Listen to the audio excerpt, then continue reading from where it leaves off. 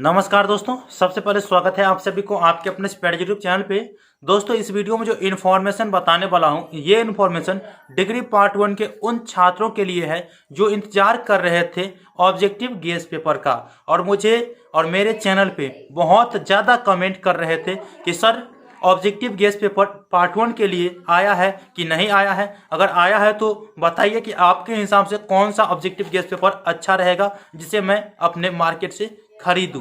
तो इस वीडियो में आप लोगों को यही चीज़ बताने वाला हूं। तो नमस्कार, मैं श्रवण कुमार स्वागत करता हूं आप सभी को आपके अपने स्पीड यूट्यूब चैनल पे।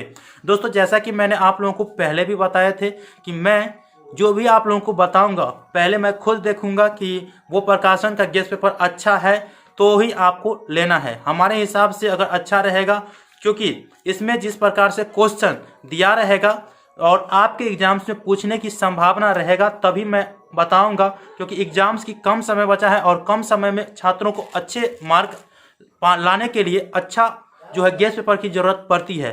तो वो गेस पेपर जो है कौन सा है वो पहले मैं देख लिया, उसके बाद अब आप लोगों को बता रहा हूँ। देखिए, सबसे पहले मैं आप लोगों को बता दूं कि जैसे पार्ट 2 के छात्रों को मैंने बताए थे 4-5 दिन पहले ही मेरे पास ऑब्जेक्टिव गेस पेपर आया था, तो मैंने उसे देखा था। ठीक है, देखने के बाद ही कंक्लूजन मैंने बताया था कि हाँ, रेखा प्रकाशन का जो गेस पेपर है वो अच्छा है।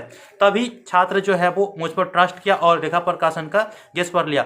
रेखा प्रकाशन में ये खासियत दिया गया है कि जो भी दिया गया है वो सटीक दिया गया है और उनमें गलती की गुंजाइश जो है वो 9 के बराबर है। और सुनने में आ रहा है, और मैं भी दूसरे प्रकाशन के गेस पेपर का देखा हूँ जो अभी अभी छापे हुए दूसरे प्रकाशन, तो उसमें जो है क्या है कि सेम टू सेम रेखा प्रकाशन का ही क्वेश्चन को कॉपी कर दिया है। ठीक है, और उसके ऑप्शन में है कुछ ना कुछ ज़्यादातर गलतियां देखने को मिलती है।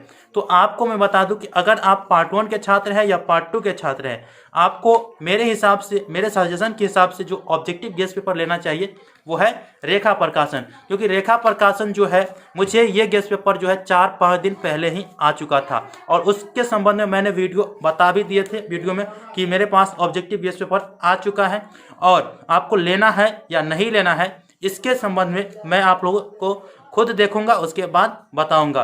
तो आज मैं यही चीज़ बताने वाला हूं कि देखिए, सभी सब्जेक्टों का जो है ऑब्जेक्टिव गेस पेपर आ चुका है मेरे पास, लेकिन मैं कहूँगा कि इसे लेना है कि नहीं। तो सबसे पहले देखिए, इसमें जो क्वेश्चन पैटर्न पूछने की तरीका है, सबसे पहले देखिए क्या है कि जो हम पहला चैप्टर अगर पढ़ते हैं तो पहला चैप्टर में जितने भी इंपॉर्टेंट ऑब्जेक्टिव है, ठीक है, तो इंपॉर्टेंट ऑब्जेक्टिव है उसे पहले ही पेज में जो है पहले मतलब 5 से 10 क्वेश्चन में हो उसे इंक्लूड कर दिया है। इसके बाद जो है दूसरा चैप्टर में जो भी क्वेश्चन पूछने लायक है उसे इंक्लूड किया है, अर्थात चैप्टर वाइज जो है वो गेस पेपर निकाला हुआ है।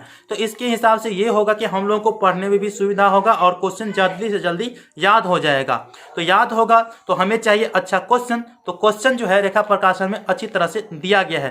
तो इसीलिए ये मार्केट में आपको 30 से 40 रुपया में मिलेगा, क्योंकि रेखा प्रकाशन ने अच्छे क्वालिटी के साथ जो है छात्रों के इस कोरोना काल में जो है ज़्यादा फी न रखते हुए वो मात्र MRP 60 रुपया रखा है और आपको ये मार्केट में मिल जाएगा 30 से 40 रुपया में। जी हाँ, 30 से 40 रुपया में ही ये गेस पेपर आपको मिल जाएगा।